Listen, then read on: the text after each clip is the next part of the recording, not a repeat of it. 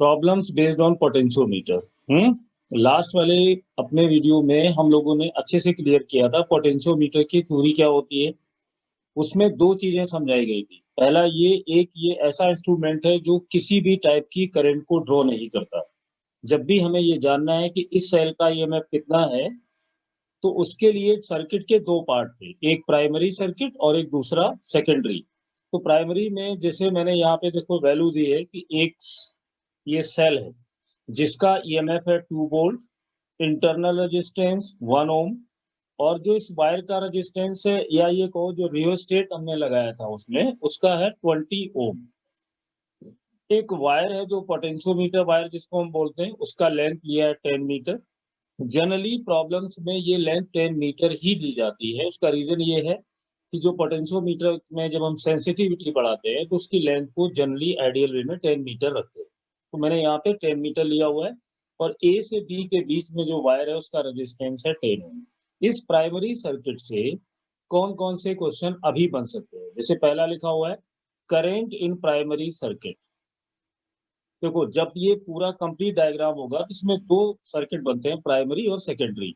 दोनों सर्किट का एक दूसरे से कोई लेना देना नहीं होता। तो जब भी इसके क्वेश्चन सॉल्व करोगे हमेशा प्राइमरी सर्किट का अलग और सेकेंडरी का अलग। अब जैसे मुझे पहले क्वेश्चन का आंसर देना है, करेंट इन प्राइमरी सर्किट, तो करेंट का मतलब क्या होता है? नेट ईएमएफ चेक करना होता है और इक्विवेलेंट रेजिस्टेंस हमें रखना होता है ना? इस सर्किट में देखो एक सिंगल सेल है जिसका ईएमएफ है 2। तो यहाँ पर लिख दो total resistance, number 1 internal resistance यानी small R, R dash rheostat का, और दूसरा है वायर एबी का रेजिस्टेंस यानी एबी।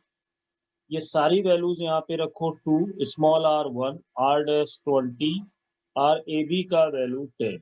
तो इस प्राइमरी सर्किट में जो करंट फ्लो करेगी 2/31 एम्पियर, ये आई आ गया। आई पी मतलब current in primary coil, simple है।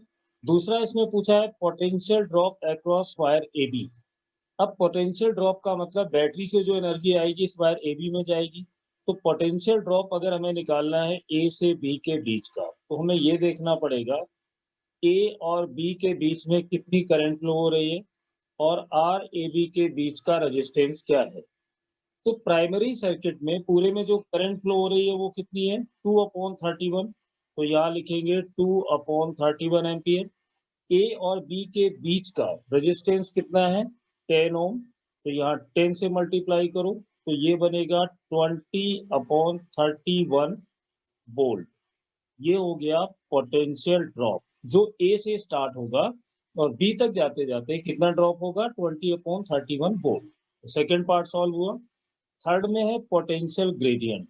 पोटेंशियल ग्रेडियंट हम क्यों प्रैक्टिस कर रहे हैं? क्योंकि आगे जब बैलेंस लेंथ निकालोगे ना L1, तो उसमें पोटेंशियल ग्रेडियंट हर एक क्वेश्चन को, जो मैंने प्रोसेस अभी लिया है कि आई सॉल्व करो, ए बी सॉल्व करो, और ए बी सॉल्व करने के बाद पोटेंशियल ग्रेडियंट सॉल्व करो, जिसको मैंने बोला था लैम्डा से अपनी थ्योरी में। तो यहाँ पर आपको लेना है पोटेंशियल ए से बी में कितना ड्रॉप हुआ, उसके बाद जितनी लेंथ है टोटल लेंथ से डिवाइड कर दो 10। ए बी का वैल्यू कितना था? 20/31। तो यहाँ पे लिखोगे 20 डिवाइड बाई 10 और 31 ऑलरेडी है, तो ये आएगा 2/31 वोल्ट पर सेंटीमीटर या पर मीटर, वो डिपेंड करेगा अपने यूनिट पर। यहाँ मतलब है यूनिट लेंथ से। क्यों निकालते हैं हम ग्रेडियंट? ये जानने के लिए कि जब मैं यूनिट लेंथ पढ़ूंगा, maybe centimetre maybe metre, तो कितना पोटेंशियल ड्रॉप होगा। तो इसके लिए होगा पोटेंशियल ड्रॉप आ गया। हर एक क्वेश्चन में कितना भी बड़ा प्रॉब्लम हो प्रोसेस सेम फॉलो करेंगे, आई निकालेंगे, वीएबी निकालेंगे और फिर लैम्डा निकालेंगे, ये करेंगे। उसके बाद इसमें छोटा सा पार्ट है कि maximum potential which we can measure above potentiometer. कई न्यूमेरिकल्स ऐसे भी होंगे जिसमें बैलेंस लेंथ जब मैथमेटिकली सॉल्व करोगे तो वो तुम्हारी इस लेंथ से भी ज्यादा आ जाएगी, जो कि 10 मीटर है। जबकि यहाँ पे साफ है कि जब पोटेंशियल ड्रॉप स्टार्ट होगा तो ए से लेकर बी तक होगा जो 10 मीटर लेंथ तक ही हो सकता है। तो इसमें ये पूछा जाएगा कि ये बताओ maximum potential which can measure above the potentiometer, हम कितना ज्यादा से ज्यादा कर सकते हैं। तो उसका आंसर होगा कि जो 10 मीटर लेंथ पर पोटेंशियल ड्रॉप होगा उतना ही, और वो वैल्यू कितनी है? 20/31 वोल्ट। तो जो क्वेश्चन नंबर 4 है उसका आंसर क्या होगा? 20/31 volt which we can measure above potentiometer. तो ये था इसका एक बेसिक एग्जांपल। अब इसमें question number 2। Question number 2, in a potentiometer of cell EMF 1.5 volt gives a balance length 30 centimeter of length of wire. Now when the cell is replaced by another cell of balance point say 50 centimeter, what is the EMF of the second cell? एक छोटा सा point अगर यहाँ पे बात करूँ कि जैसे ये A वायर था और ये अपना B के बीच में यहाँ वायर लगा था। ठीक, हम लोगों ने ऐसे पढ़ा था कि अगर कोई एक सेल है जिसमें गैल्वेनोमीटर यूज किया जाए और जॉकी को यहाँ पे फिट किया जाए, तो पोटेंशियल ड्रॉप जो होता है बी और ए और जे के बीच में, यानी पोटेंशियल डिफरेंस बिटवीन ए जे, अगर ये लेंथ L1 है फ्रॉम पॉइंट ए, तो इसका मतलब ये होता था कि पोटेंशियल डिफरेंस जो सेल का है, अगर ये जैसा मैंने थ्योरी में बताया था कि अगर E का वैल्यू ज्यादा होगा तो करंट इसमें फ्लो करेगी क्लॉकवाइज डायरेक्शन में। अगर ए और जे का पोटेंशियल ड्रॉप ज्यादा होगा तो करंट फ्लो करेगी एंटी क्लॉकवाइज डायरेक्शन में। लेकिन अगर ये गैल्वेनोमीटर नल डिफ्लेक्शन शो करता है तो इसका मतलब साफ हो जाता है कि E1 का जो पोटेंशियल डिफरेंस होगा वो ए और जे के बीच का इक्वल होगा। जहां पर हमने एक फॉर्मूला बनाया था E इक्वल लैम्डा L1, जिसमें लैम्डा क्या था? पोटेंशियल ग्रेडियंट था और ये वैल्यू कांस्टेंट आई थी। तो वहां से जब डिराइव किया था तो मैंने बताया था E1/E2। अगर किसी ने पहली बार इसको देखा है तो इसका पार्ट नंबर 1 देख लेना, पोटेंशियोमीटर जिसमें थ्योरी हुई है, वहां पर ये ड्राइव हुआ है E1/E2 और L1/L2। मुझे इसमें बताना है कि what is the EMF of second cell. तो मैं इसको लिख देता हूँ E2/E1, L2/L1। L2 का वैल्यू कितना मिलता है? 50। ये 50 दिया है और इट वॉज इनिशियली 30 सेंटीमीटर। तो यहाँ पर ये आएगा 30, सिंपल क्वेश्चन है। तो E2 का वैल्यू होगा 5/3 इंटू E1, ये है 5/3, और E1 का वैल्यू है 1.5 वोल्ट। 1.5 का मतलब 3/2, 3 से 3 कैंसिल, यानी 2.5 वोल्ट। तो सेकंड वैरायटी क्वेश्चन की है कि हम सेल को कंपैरिजन कैसे करते हैं, कौन बड़ा है कौन छोटा है, और दोनों डायरेक्ट फॉर्मूला अप्लाई करते हैं। अब इसी में देखो क्वेश्चन नंबर 3। अब देखो इसमें ये जैसे क्वेश्चन नंबर 3 है, देखने में डायग्राम कितना बड़ा दिखाई दे रहा है, कहीं पे आर बना हुआ है कहीं पे ई बना हुआ है, देखने में लगेगा क्वेश्चन काफी टफ होगा। अब जिसकी थ्योरी क्लियर है उसके लिए ये प्रॉब्लम विद इन 30 सेकेंड में सॉल्व होगा, लेकिन अगर पूरी थ्योरी में क्लियरिटी नहीं है तो दिक्कत करेगा। तो इसमें क्या है, यहाँ पर एक रेजिस्टेंस लगा हुआ है, रेजिस्टेंस बॉक्स टाइप का सिम बॉक्स बना है, मतलब ये रेजिस्टेंस बॉक्स हो गया। इसमें कैपिटल आर का वैल्यू दिया 10 ओम, एक स्विच दिया हुआ है के, और इसमें दिया गया है कि एट टाइम t इक्वल 0, यानी initially when it was open, जब ये ओपन था, तो इस अरेंजमेंट में जो बैलेंसिंग लेंथ है वो 60 सेंटीमीटर दी गई है। मतलब क्या है इस डायग्राम का, यहाँ पर एक बैटरी लगी हुई है, ये सेल जिसका EMF है E, इंटरनल रेजिस्टेंस है R, और ये डायग्राम सिर्फ डराने के लिए उल्टा बना हुआ है। जो ऊपर दिखाई दे रहा है ये सेकेंडरी सर्किट है और ये आपका प्राइमरी सर्किट है। कैसे आइडिया लगा? नंबर 1, ये रियोस्टेट का जो सिंबल है वो यहाँ पर आ रहा है, ये प्राइमरी में है, बैटरी यहाँ पर है।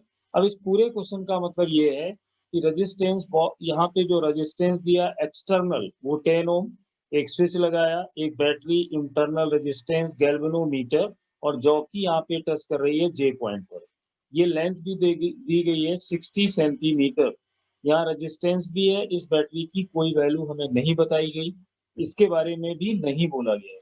इसमें कहा गया कि व्हेन के इज क्लोज, पहले ये ओपन था, एक बार जब के ओपन था तो जे का जो बैलेंसिंग पॉइंट है, यानी इसमें जब नल डिफ्लेक्शन आता है वो बैलेंसिंग लेंथ थी 60 सेंटीमीटर। ठीक, फिर इसमें कहा गया कि व्हेन के इज क्लोज, जब इसको क्लोज किया जाएगा तो balance point is obtained at 50 centimetre from A, find internal resistance R, यानी इस सेल का इंटरनल रेजिस्टेंस बताइए। तो जो थ्योरी पीछे पड़ी थी, जो मैंने उस थ्योरी में समझाया था कि इंटरनल रेजिस्टेंस सॉल्व करने का फॉर्मूला क्या था, एल 2/L1 - 1 × R, ऐसे बताया था। और अगर यहाँ पे देखो एक बच्चों को कंफ्यूजन रहता है कि L2 मैंने यहाँ लिख दिया, L1 मैंने यहाँ लिख दिया। अब उनके दिमाग में आ गया कि ये L1 ऊपर था या L2 ऊपर था, थोड़ा-सा दिमाग में आएगा। तो ये याद करना कि जो हमने डिराइव करके फॉर्मूला निकाला था उसमें आया था E/B - 1 × R। तो इससे तुम्हें ये याद आ जाएगा कि जो E है वो काम कब करेगा, जब ये की ओपन रहेगी। सेल का ईएमएफ, क्योंकि जब ये के ओपन है तो इस रेजिस्टेंस का कोई भी रोल नहीं है।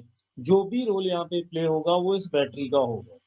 तो E ऊपर है और E का लेंथ था L1, तो ये कंफ्यूजन कभी नहीं आएगी, इसलिए मैंने उल्टा इसको लिखा था। तो small r equal L1/L2 - 1 × R।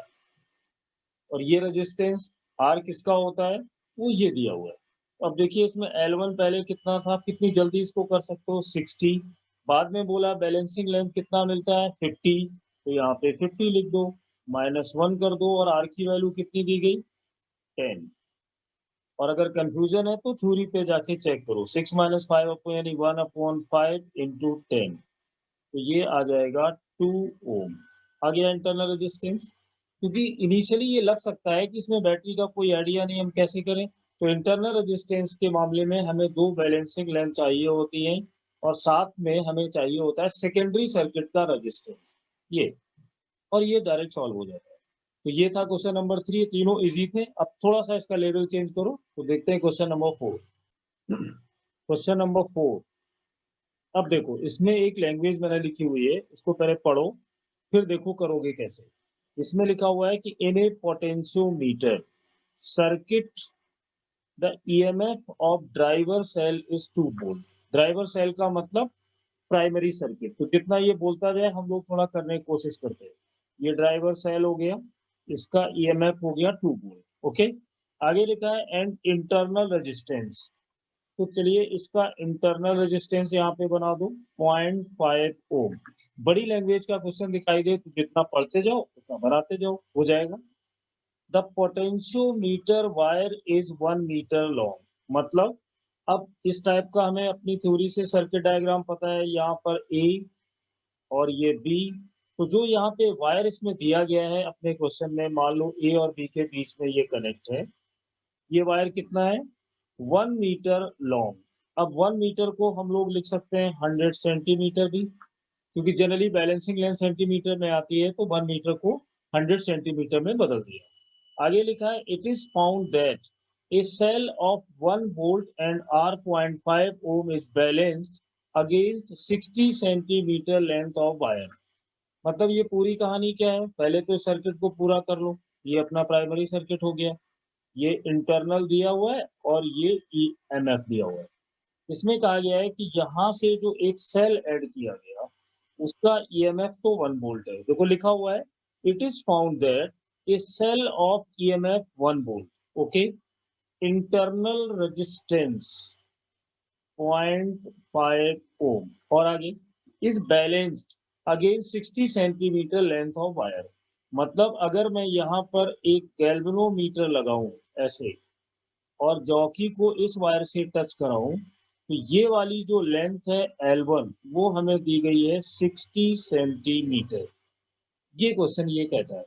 देखो जैसे जैसे हम पढ़ते गए पूरा डायग्राम बन के रेडी हुआ। फिर इसमें कहा गया calculate resistance of potentiometer wire. मतलब इस बार हमें जो रेजिस्टेंस बताना है वो ए बी के बीच का रेजिस्टेंस बताना है, पोटेंशियोमीटर वायर का।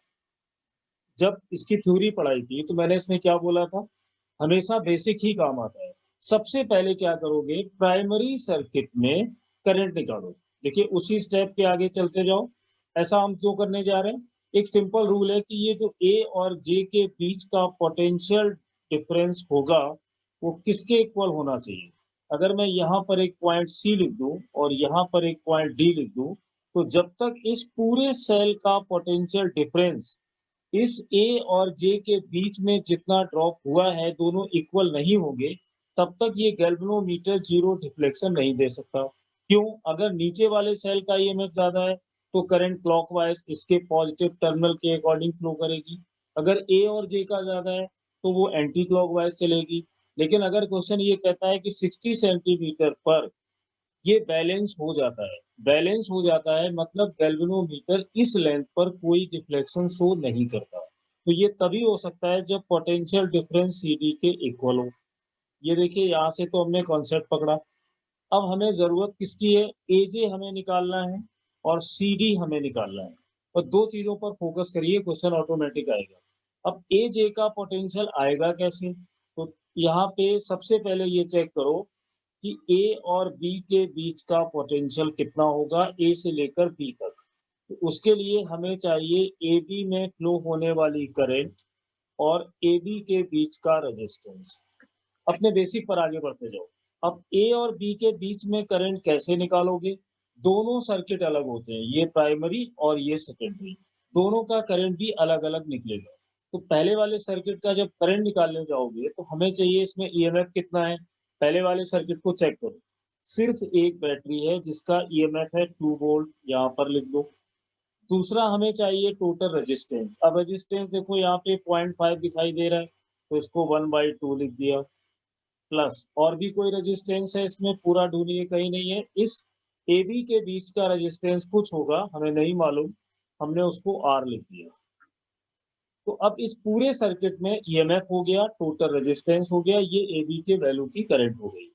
अब जब इसको मल्टीप्लाई करोगे AB से, जो कि मैंने माना हुआ है R, तो ये जो वैल्यू आएगी कितनी? 2R अपॉन, यहाँ से सॉल्व करोगे तो 1 प्लस 2R, और मल्टीप्लाई किससे करना होगा? ये 2 जब एलसीएम लोगे तो ये भी ऊपर आएगा, मतलब यहाँ से मिलेगा 4R अपॉन 1 प्लस 2R। ये वैल्यू हमने किसकी निकाली? AB की निकाली, ये AJ नहीं है। अब AB आ गया, मतलब A से B तक टोटल कितना पोटेंशियल ड्रॉप हो सकता है, सामने लिखा हुआ है। हमें चाहिए A और J के बीच का। ये कैसे आएगा? तुम्हारे दिमाग में तुरंत आएगा, अब पोटेंशियल ग्रेडियंट निकालो। अगर हमें ये पता चल जाए कि 1 सेंटीमीटर में कितना ड्रॉप होता है, तो 2 सेंटीमीटर के लिए 2 से मल्टीप्लाई करेंगे और 60 सेंटीमीटर के लिए 60 से कर देंगे। तो इसके बाद जो अगला स्टेप आगे आएगा वो क्या लिखोगे? अब हमें चाहिए potential gradient TG। Potential gradient कैसे आएगा? A और B के बीच का ये जितना भी पोटेंशियल है उसको टोटल लेंथ से डिवाइड करना है।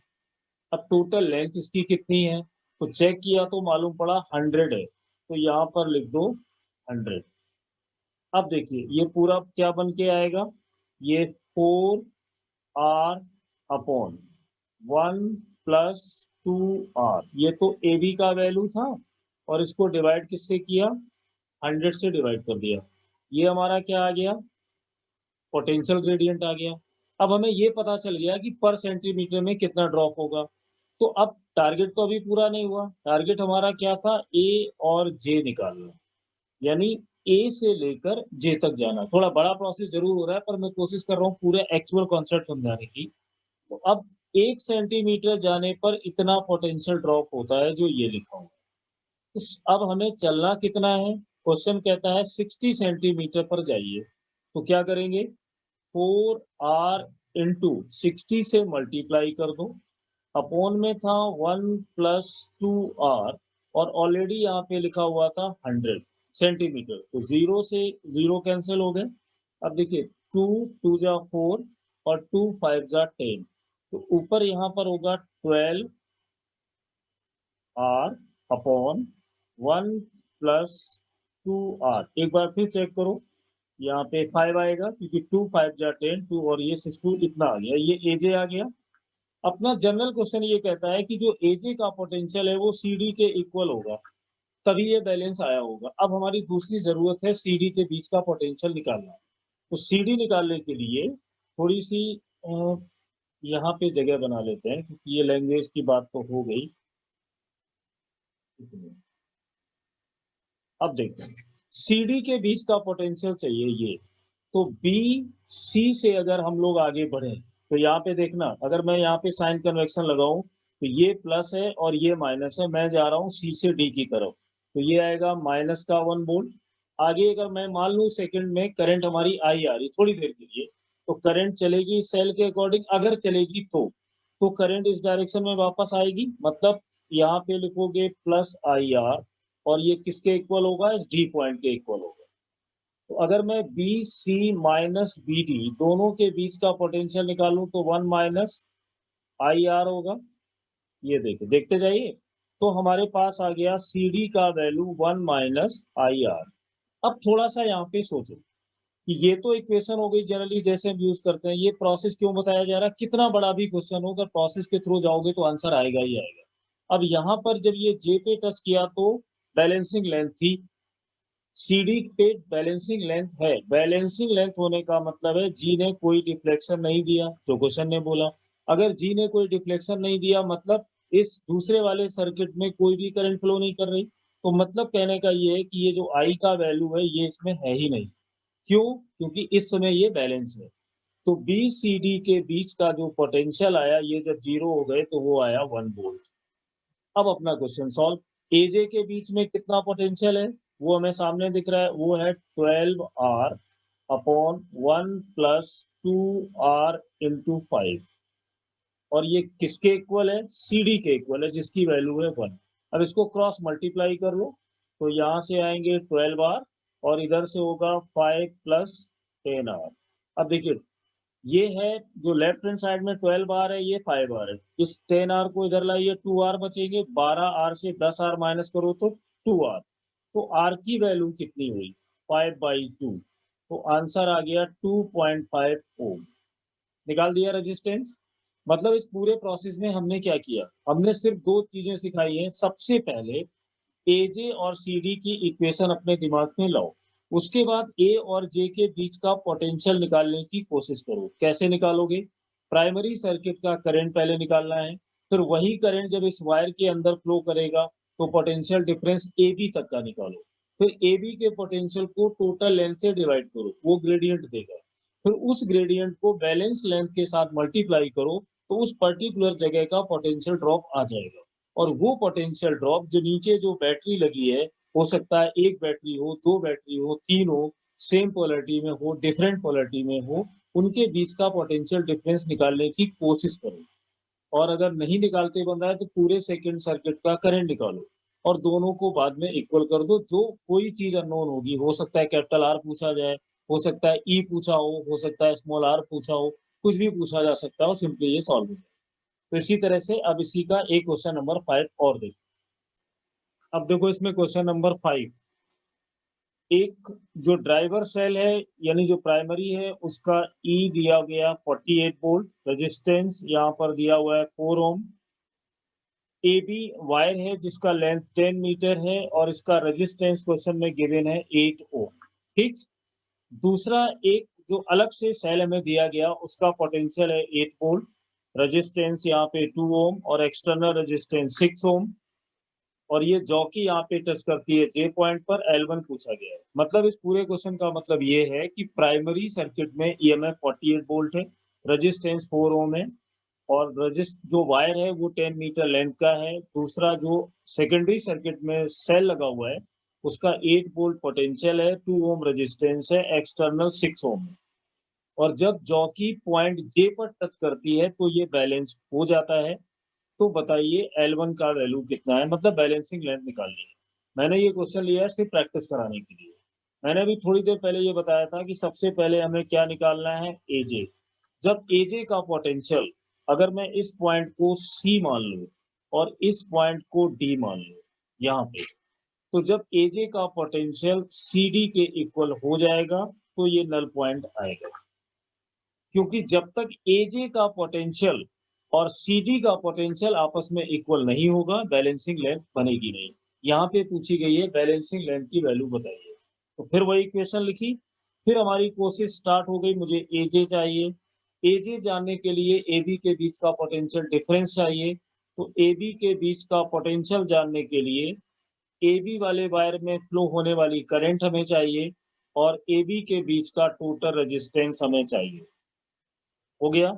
अब आई निकालने के लिए ये दो सर्किट होते हैं, प्राइमरी और दूसरा होता है सेकेंडरी। दोनों सर्किट का एक दूसरे से कोई लेना देना नहीं है। तो सबसे पहले आई ए बी निकालने के बारे में सोचोगे तो सर्किट में देखो टोटल ईएमएफ कितना है? 48।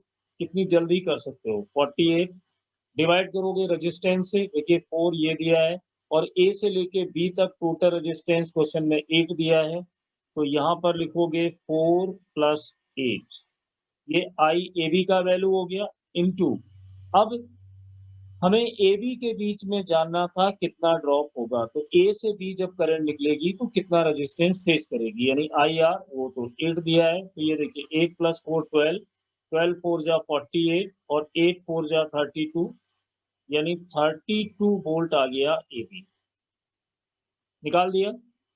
पर अपना टारगेट है पोटेंशियल ग्रेडियंट निकालना। पोटेंशियल ग्रेडियंट के लिए पूरा ए बी का पोटेंशियल निकालो, जल्दबाजी मत करना, अपने आप आएगा। टोटल लेंथ कितनी दी गई है 10 मीटर, 10 से डिवाइड करो, तो यहाँ पर क्या होगा 32 डिवाइड बाई 10, तो यहाँ से होगा 16/5 वोल्ट पर सेंटीमीटर। देखिए पीजी आ गया, यानी पोटेंशियल ग्रेडियंट निकाल दी बड़े आराम से। अब हमें ये जानना है कि एजे के बीच का पोटेंशियल डिफरेंस कितना होगा। अब मुझे ये पता है कि जब मैं 1 सेंटीमीटर आगे जाता हूँ तो कितना हो जाता है 16/5, तो 2 सेंटीमीटर आगे जाऊंगा 16/5 × 2, हमें L1 लेंथ आगे जाना है, तो एजे का वैल्यू कितना होगा, एजे का वैल्यू होगा 16/5 × L1 वोल्ट। आ गया। तो एक काम तो हमने कर दिया, प्राइमरी सर्किट से अपना टारगेट है पोटेंशियल ग्रेडियंट तक पहुंचना, कोई भी क्वेश्चन है पहुंच गए। अब तुम्हें जानना है सी और डी के बीच में। अब सी और डी के बीच का पोटेंशियल कैसे आएगा, क्योंकि यहाँ पर एक्सटर्नल रेजिस्टेंस भी दिया हुआ है। तो क्या हम इसको ऐसे सोच सकते हैं कि ये हमारी एक बैटरी थी, ये रेजिस्टेंस है और ये एक्सटर्नल रेजिस्टेंस है, ये डी पॉइंट है और ये सी पॉइंट है। ध्यान से देखो तो ये वाली लाइन और ये वाली लाइन आपस में पैरेलल है। जो पोटेंशियल इस ब्रांच में होगा सीडी के बीच में, वही पोटेंशियल इस ब्रांच में होगा। तो किसी भी एक ब्रांच पर चले जाओ और करंट इलेक्ट्रिसिटी से पोटेंशियल डिफरेंस निकाल लो। मान लो मैं सी से चला, मैंने माना कि इसमें करंट ये पॉजिटिव इधर बनाया था ना मैंने, ये वाला 8 वोल्ट, तो करंट की डायरेक्शन में ऐसे ले लेता हूँ कि ये ऐसे ऐसे ऐसे ऐसे, यानी इस डायरेक्शन में करंट फ्लो कर रही है। तो जब मैं सी से चला तो पहले मुझे मिलेगा आई आर, करंट के अपोजिट जा रहा हूँ, तो ये होगा प्लस आई आर। अपोजिट जाने का मतलब है करंट अगर आते हुए दिखे तो ये पॉजिटिव होगा और ये नेगेटिव होगा, तभी करंट इस डायरेक्शन में आ रही होगी। तो जब आप सी से डी जाना चाहते हो, तो जब माइनस से प्लस की तरफ बढ़ोगे तो कम से ज्यादा की तरफ बढ़ रहे हो, तो ये प्लस आई लिखा। यहाँ पे मैंने डी पॉइंट लिया था, तो ये पोटेंशियल यहाँ से जाने के बाद किसके इक्वल होगा, तो आंसर है डी पॉइंट के इक्वल होगा। अब बताइए वी सी डी इक्वल किसके हुआ, आई आर के इक्वल हुआ। अब ये जो पोटेंशियल आई आर आया, ये कैसे निकाला जा सकता है, आर हमें मालूम है, यस 6। इस सेकेंडरी सर्किट में करंट कितनी थी, तो उस करंट निकालने के लिए कोई बड़ी चीज नहीं है, आई इक्वल, अब देखो यहाँ पे टोटल वोल्टेज कितना है 8, टोटल रेजिस्टेंस कितना है 2 ओम और 6 ओम, यानी 8, दोनों को कैंसिल कर दो, तो 1 एम्पियर करंट है ना इस सेकेंडरी सर्किट में, 1 यहाँ पे रख दो, 1 इंटू रेजिस्टेंस कितना है 6, तो बी सी डी के बीच का पोटेंशियल कितना आ गया 6 वोल्ट, निकल आया। अब हमारे पास सी डी का वैल्यू भी आ गया, एजे का भी वैल्यू आ गया, बस क्वेश्चन खत्म। अब देखो एजे के बीच में कितना है 16/5 L1, और ये कितना निकाला हुआ है टोटल, यहाँ पे जो सीडी के बीच का पोटेंशियल डिफरेंस निकला है वो कितना है, वो है कहाँ गया, हाँ 6, तो ये 6 हो गया। तो L1 का वैल्यू कितना हुआ 6/5/16, तो इसको देखो ये होगा 15/2, 3 जा 6 और 15/8, तो 15/8 का मतलब 1.7 मीटर। ये लो, हो गया सॉल्व।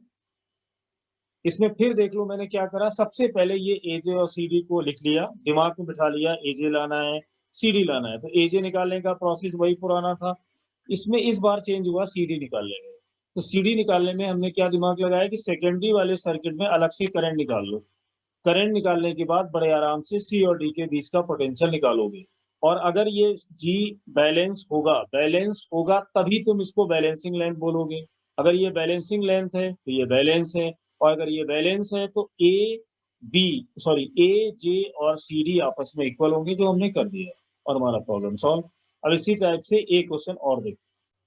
अब देखो फटाफट एक क्वेश्चन इसी में और देख लो। जैसे 6 नंबर पे दिया, इस बार क्या है, जो ड्राइवर सेल है, पहले तो ये देख लो, ये अपना प्राइमरी सर्किट है और ये सेकेंडरी सर्किट है।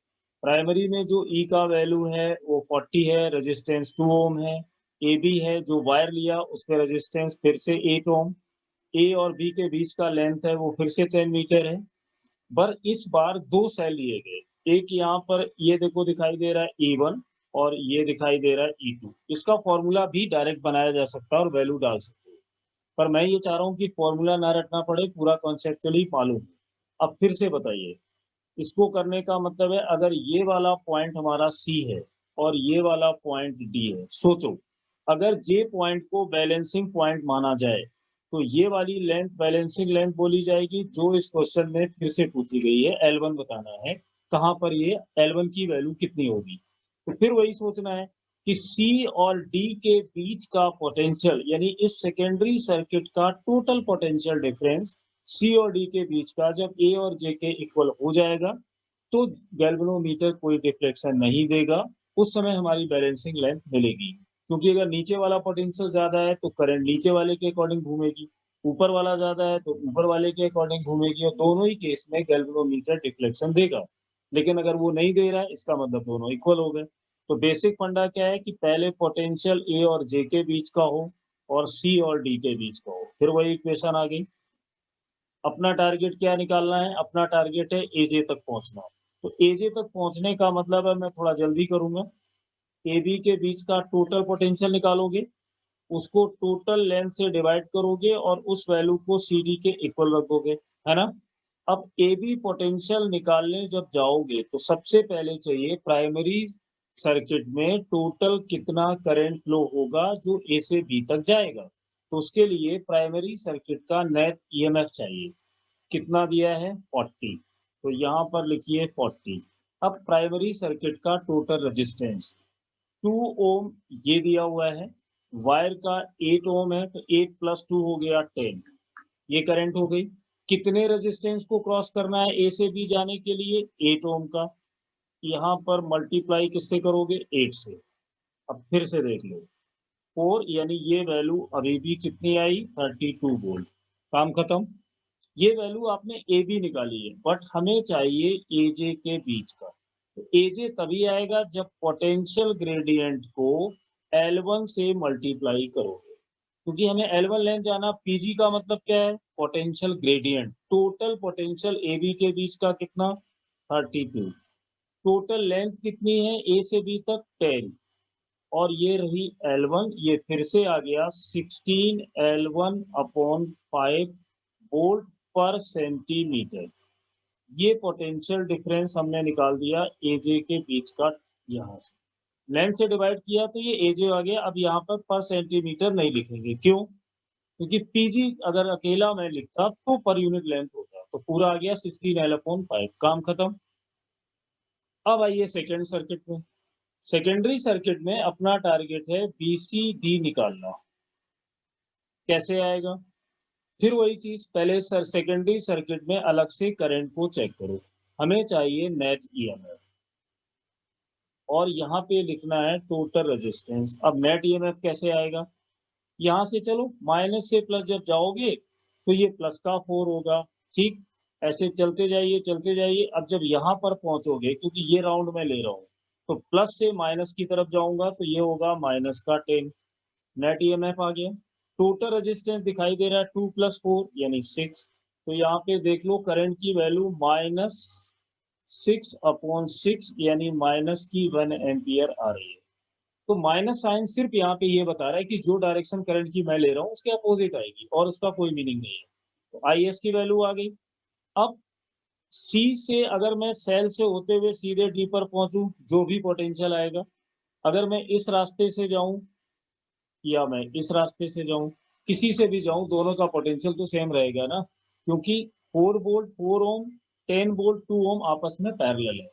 तो कोई भी एक रास्ता ले लो। मान लो मैं सी से चला, सी से जा रहा हूं। अब देखना यहां से जब आगे बढ़ोगे तो कितना लेना होगा, प्लस का 4। अभी करंट की जो डायरेक्शन यहाँ पे बनाओगे अब ये देख लो 4 और ये आएगा 4 ओम। तो 4 ओम के लिए जब निकालने जाओगे तो कितना होगा, -4 इंटू करंट की वैल्यू कितनी आई है, 1 एम्पियर। ये किसके इक्वल होगी, डी पॉइंट के इक्वल। और ये बहुत आसान चीज है, सब बच्चे कर लेते हैं, BC minus BD plus 4 minus 4। अब यहाँ से देख लो ये दोनों वैल्यू अगर सॉल्व करो तो पोटेंशियल का डिफरेंस माइनस और करंट की वैल्यू भी माइनस है, सॉरी ये माइनस है, तो ये माइनस माइनस प्लस यानी ये आएगा 8 वोल्ट। अब कंफ्यूजन हो गया, ये मैं प्लस माइनस की बातें क्या कर रहा था। देखो जब ये प्लस से माइनस में जाऊंगा तो इसमें मैं जा रहा हूँ प्लस से माइनस करंट की डायरेक्शन ये लेकर। तो यहाँ पर जब मैं अपनी मेंटल डायरेक्शन में प्लस से माइनस की तरफ जाऊंगा यानी अपनी करंट के डायरेक्शन में, तो मैं लिखूंगा -IR।